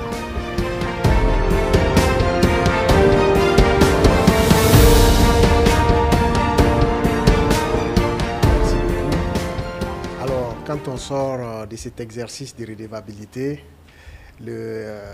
un des points attendus, c'est que nous avons été évalués sur 50%, nous avons atteint 46,83%. Donc, c'est un résultat très satisfaisant. À l'image de notre jeune ministère, le ministère de l'enseignement technique et de la formation professionnelle et technique. Et ça fait exactement 1 an jour pour jour que j'ai pris service dans ce nouveau département. Et nous pouvons signaler des temps forts et des réussites. Et comme vous le savez, les années passées, il y a eu assez de difficultés pour l'organisation des examens du BEPC, CAP, BEP, du baccalauréat. Et cette année, nous avons pu l'organiser sans difficultés majeures grâce à la mise au point du logiciel SIGEC qui a été vraiment un succès et apprécié par tous les acteurs consacrés aux examens. Nous avons aussi la question du civisme et de la citoyenneté à l'école. Et ça, c'est un point très important que nous avons opérationnalisé dans nos différents établissements et qui va se couronner par le début de l'immersion patriotique obligatoire à partir du 11 août 2025 et ce qui va durer 1 mois. Donc pendant les 1 mois, tous les bacheliers éligibles vont être accueillis dans nos établissements d'enseignement secondaire, d'enseignement technique et aussi dans certains centres professionnels pour participer à l'immersion patriotique sur les 6 modules qui constituent l'ossature de l'immersion patriotique et aussi avec des exercices physiques qui va leur permettre de découvrir ou d'approfondir leurs compétences sur tout ce que c'est que la souveraineté, le patriotisme, le civisme, la citoyenneté, les questions géopolitiques, le positionnement du Burkina, qui sont nos amis, avec qui nous travaillons, quelles sont les tendances qu'il faut que l'on suive. Donc ça, c'est aussi très important. Et pour notre département, sa création vient aussi pour résoudre un problème très important qui est l'inadéquation entre les formations suivies et la réalité du marché du travail. Donc nous avons à charge la reconversion, par exemple, des étudiants qui ont pris des filières qui ne les permettent pas de s'insérer. Donc nous avons préparé des dispositifs qui vont permettre à ces étudiants d'avoir des compétences professionnelles sur des métiers qui sont demandés. Et pour opérationnaliser cela, nous avons préparé avec les ministères sectoriels comme l'agriculture, comme les mines, comme le ministère des infrastructures, le ministère de l'urbanisme, le ministère de la culture et d'autres, nous avons préparé des répertoires de métiers. Aujourd'hui, nous sommes, si on englobe l'ensemble des ministères, nous avons plus de 1000 métiers dans lesquels on pourra former des gens et qui pourront s'insérer facilement dans la vie active au Burkina Faso. Donc voici des points sur lesquels je voulais indiquer suite à cette évaluation. Ce qui a manqué pour faire 50%, je dirais que nous avons reçu le contrat d'objectif en 2 phases. La première phase, c'était en février et la seconde phase est arrivée en mars. Et comme nous fonctionnons sur l'année scolaire, la rentrée étant faite déjà, lorsqu'on a des orientations, c'est plutôt, il faut attendre, il faut se préparer pour que ça soit dans l'autre année scolaire pour pouvoir les mettre en œuvre. Donc, dans le prochain semestre, nous avons pris des dispositions pour pouvoir le faire. Pour exemple, actuellement, nous avons reçu beaucoup de jeunes qui sont en train de s'initier au métier dans nos centres de formation professionnelle. Il a fallu attendre les vacances pour libérer les ateliers, pour libérer les enseignants et les formateurs de leurs tâches qu'ils avaient pour qu'ils puissent se consacrer à cela. Et quand on prend aussi le logiciel SIGEC qui a été un succès, mais il fallait attendre le mois de juillet pour pouvoir finaliser et dire que ça a marché puisque le bac se tient en juillet. Alors que cette évaluation a lieu jusqu'au 30 juin. Donc ce sont des subtilités qui sont là. Mais nous pensons que dans les seconds semestres, nous allons travailler pour, en tout cas, quand on va le dire à 100%, qu'on soit le plus haut possible encore.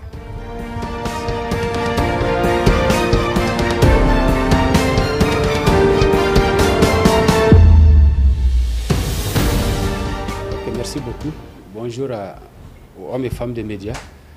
Comme vous savez, les camarades premiers ministres assignent aux membres du gouvernement chaque année des contrats d'objectifs afin d'accélérer la mise en œuvre du plan d'action pour la stabilisation et le développement. Donc à mi-parcours, son Excellence, camarade Premier ministre, nous a conviés pour faire le point. Et à la sortie de cette évaluation, il faut noter qu'au compte du ministère de l'Environnement, de l'Eau et de l'Assainissement, à mi-parcours, nous sommes à 47,04% pour le contrat d'objectif, pour une cible de 50%. Il faut dire que sont concernés par ce pourcentage-là 89 produits qui étaient attendus, dont on a pu réaliser 47,04%. Dans ces 47,04%, il y a des éléments majeurs dont il faut retenir.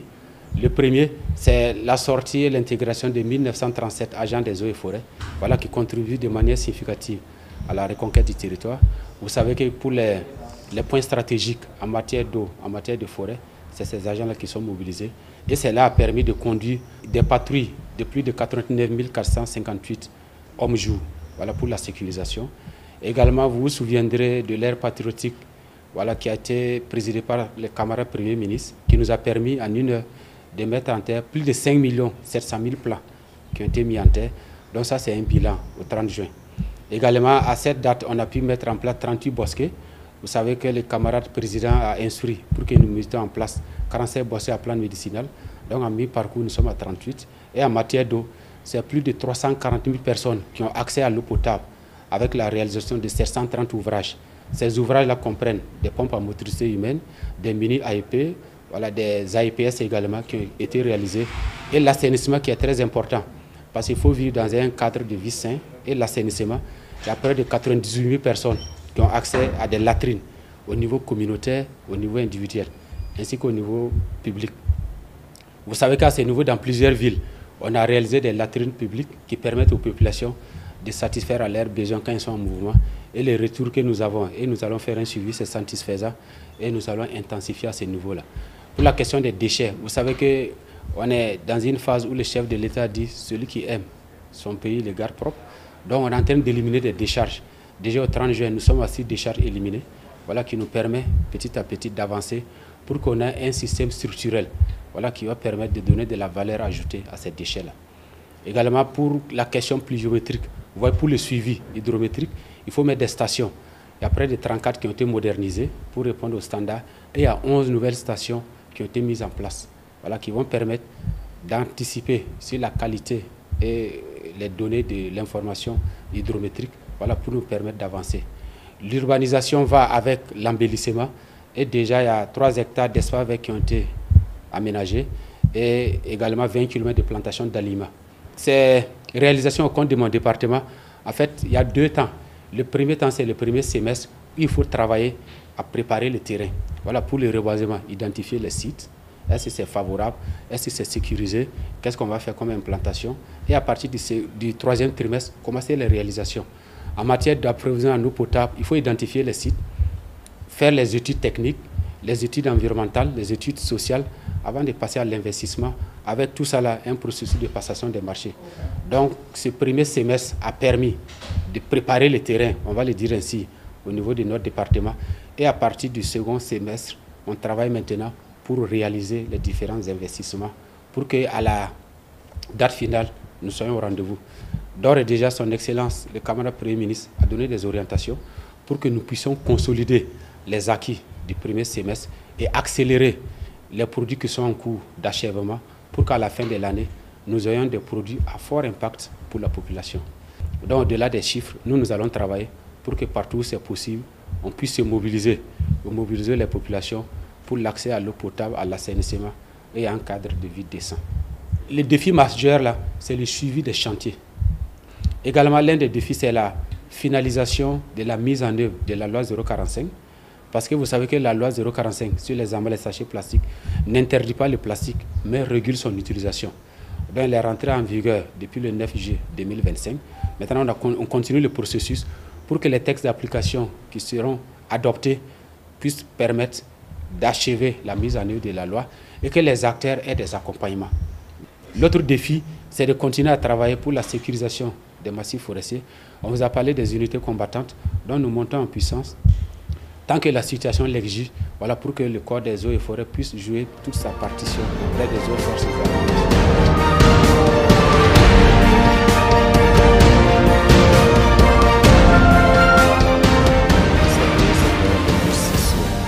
assez classique dans le dispositif de pilotage. En début d'année, chaque ministre se voit assigner un contrat d'objectif qui contient un certain nombre d'actions prioritaires, autant en termes de réforme que de mise en œuvre concrète d'actions sur le terrain. Et ces actions sont inspirées, évidemment, directement de la vision et des orientations du camarade président, le capitaine Ibrahim Traoré. Donc nous venons de boucler, comme vous l'avez donc indiqué, 3 jours d'évaluation et qui nous ont permis donc de faire le point avec chaque ministre de la mise en œuvre donc, de son contrat d'objectif.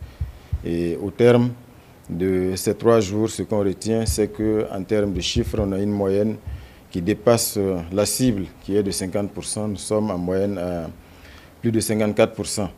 Mais évidemment, comme je l'ai toujours indiqué, nous ne sommes pas dans le culte des chiffres.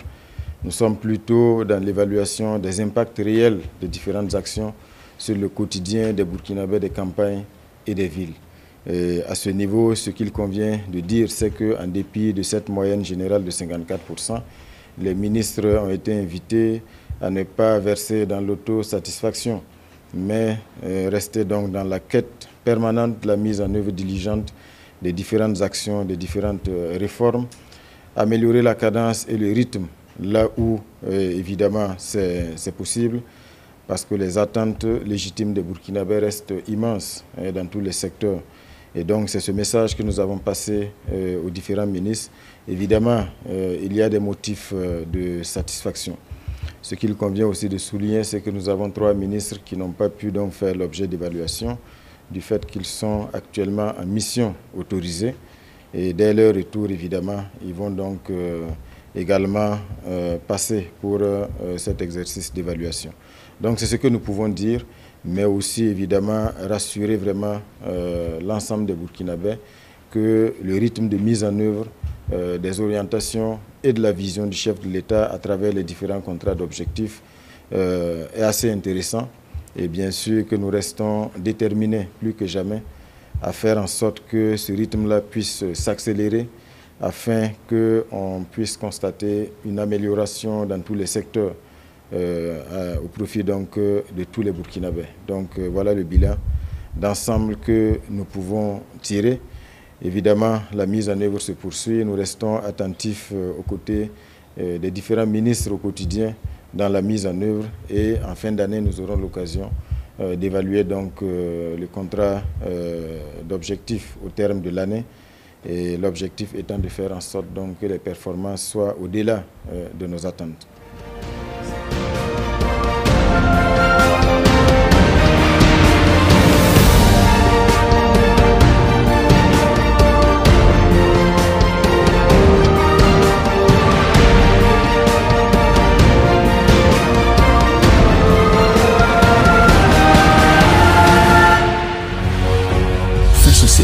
Une autre facette de l'information au Burkina Faso.